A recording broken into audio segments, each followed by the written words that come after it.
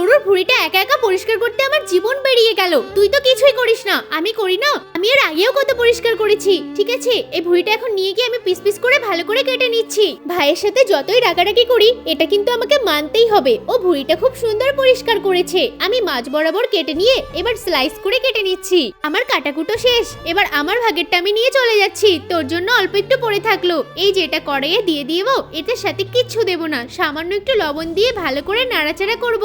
আর আগুনটাও ভালো করে বাড়িয়ে দিয়েছি। এই ভুঁড়িতে তেল মশলা না দিয়েই কত সুন্দর তেল বেরিয়ে গেছে।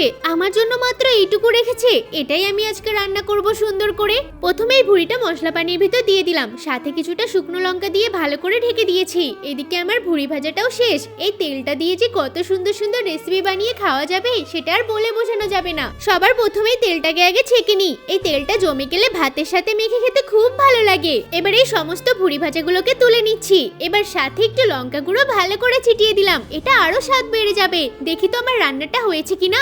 একদম কমপ্লিট। পেঁয়াজ লঙ্কা ভালো করে ছিটিয়ে দিলাম। এবার আমি এটা টেবিলে নিয়ে চলে যাব। এই দেখ, আমি ভুঁড়ির ঝোল রান্না করেছি আর আমি এদিকে ভুঁড়ি ভাজি করেছি। আমারটা বেশি ভালো খেতে হয়েছে। আমারটাও কিন্তু দারুণ হয়েছে।